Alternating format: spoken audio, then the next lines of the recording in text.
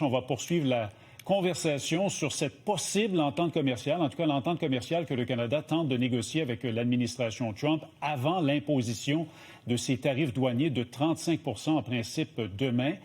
Quelles seraient les conséquences s'il n'y avait pas d'accord? On sait que le ministre fédéral Dominic Leblanc est à Washington aujourd'hui en compagnie de l'ambassadrice du Canada aux États-Unis et du chef de cabinet de Mark Carney.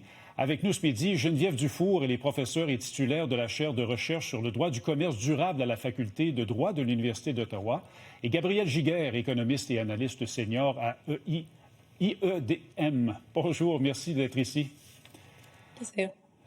D'abord, M. Trump, j'aimerais entendre votre réaction. M. Trump qui accorde un sursis de 90 jours au Mexique. Qu'est-ce que vous en pensez, Mme Dufour? C'est pas étonnant. Non?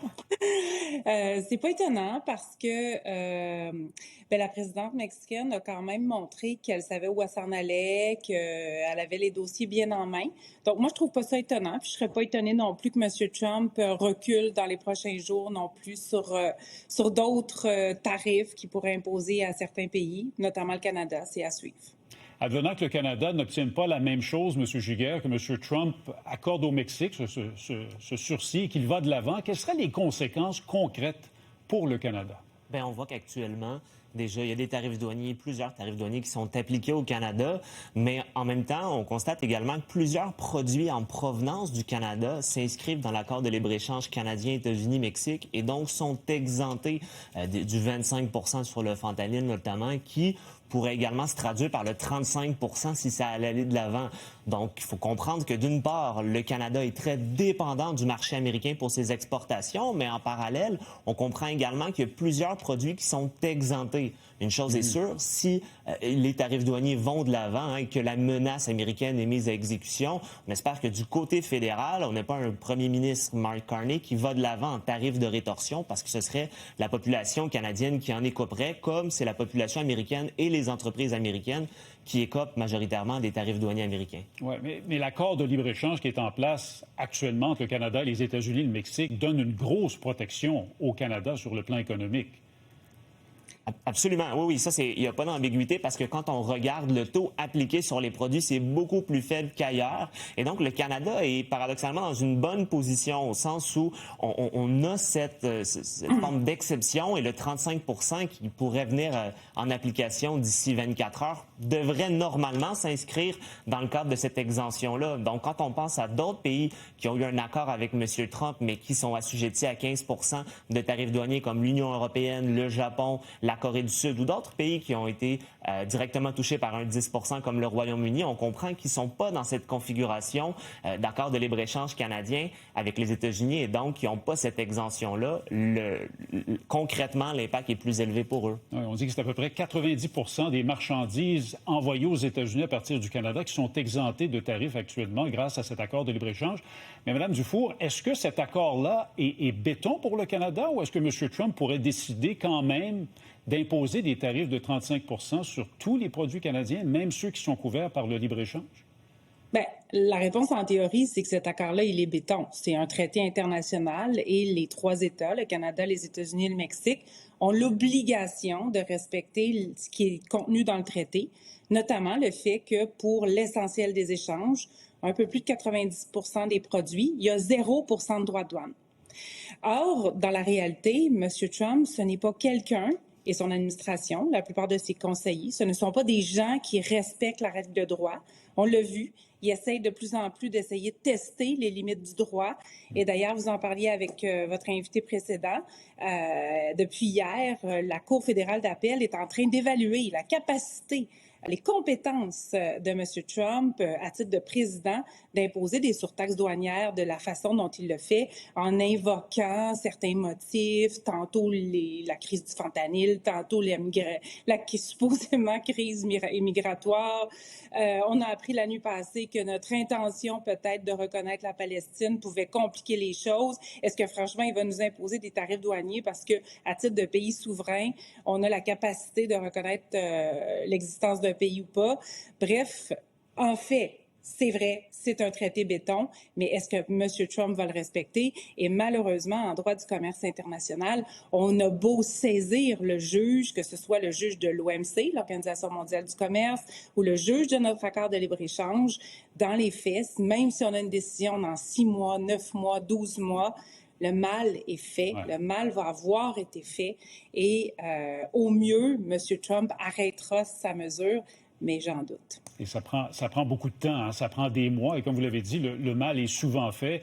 L'incertitude actuellement, on voit ce que ça donne. M. Giguère, M. Trump se vantait ce matin sur Truth Social que les tarifs rendent l'Amérique grande et riche à nouveau. Et là, il y a de plus en plus de gens qui se posent la question à savoir, est-ce que son plan est en train de fonctionner? Celui d'attirer les entreprises aux États-Unis sans véritable gros impact sur l'inflation pour les Américains? D'abord, il y a deux choses. Certes, les revenus qui sont liés aux tarifs douaniers augmentent aux États-Unis, mais c'est la population et c'est les entreprises qui paient. Donc, on vient pénaliser sa propre population. Ça, il faut bien le comprendre. Mais M. Trump dit qu'il n'y a pas d'inflation actuellement. La réalité actuellement, c'est que la Fed a décidé de ne pas réduire ses taux parce que, justement, on regarde cette dynamique-là et la poussée potentiellement inflationniste également qu'il pourrait y avoir au cours des prochains mois, étant donné les tarifs douaniers. Maintenant, on a bien compris également qu'à travers ces accords commerciaux qu'on a vus au cours des derniers jours, au cours des dernières semaines, on a constaté que, avec la Corée du Sud, notamment avec l'Union européenne aussi, on demande d'acheter en priorité de l'énergie américaine, notamment une filière qui est en explosion, qui est le gaz naturel liquéfié et dont le Canada a tardé à développer. Donc, certes, il y a eu une approche économique en faveur de ces investissements aux États-Unis. Mais en parallèle, et je dois le dire, si les revenus liés aux tarifs douaniers américains ont augmenté, on a constaté en début de semaine que c'est la même chose pour le Canada. Mais il faut comprendre aussi qu'au Canada, ce sont les entreprises et finalement les consommateurs canadiens qui ont payé les tarifs douaniers mis en place par le gouvernement Carney. On parle d'environ 92 $ par ménage canadien pour un total d'un peu plus de 1,5 milliard en 2 mois seulement. Ça fait beaucoup d'argent, ça pèse sur le budget des contribuables, sur le budget des entreprises canadiennes, parce qu'il faut toujours revenir à la base en économie. Mais si un gouvernement met les tarifs douaniers, c'est sa population et c'est ses entreprises qui deviennent pénalisées. Et plusieurs disent que le pire est probablement à venir pour les États-Unis pour ce qui est de l'inflation causée par ces tarifs. On a vu Procter & Gamble hier annoncer des hausses de prix pour le mois d'août sur plusieurs produits. La question à 1 000 $ en terminant, Mme Dufault, vous attendez à quoi pour le Canada? Oh oui, 1 000 $, c'est peut-être même pas assez là, pour que je réponde à votre question. On s'attend à quoi? Ben, je peux pas vous dire à quoi je m'attends, mais je peux vous dire ce que j'aimerais qu'il arrive. Ce que j'aimerais qu'il arrive, c'est que notre gouvernement prenne son temps. Le temps joue en notre faveur. Mon collègue vient de le dire, les Américains souffrent et vont souffrir de plus en plus de ces tarifs douaniers parce que M.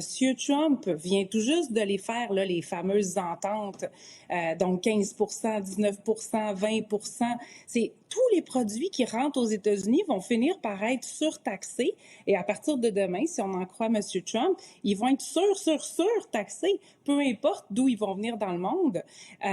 Donc, les Américains n'ont pas terminé de payer plus cher pour des produits qu'ils consomment. Et on le sait, les Américains, c'est un pays où il y a beaucoup de consommateurs qui consomment beaucoup. Donc, le temps joue pour nous. Soyons patients, soyons intelligents, négocions tranquillement. On a un excellent accord de libre-échange. Ça nous positionne très différemment des autres. Les autres n'avaient pas le choix de faire en sorte de ne pas se faire imposer 30, 50, 40 %. Ils ont négocié à 10, 15, 19. Nous, on est à 0 % de droits de douane pour l'essentiel de nos échanges.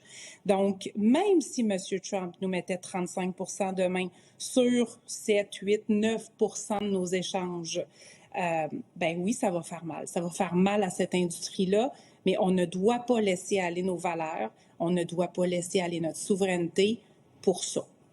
C'est donc à suivre. Geneviève Dufour, Gabriel Giguère, merci beaucoup d'avoir été des nôtres aujourd'hui. Merci. Merci, au revoir. Bonne journée.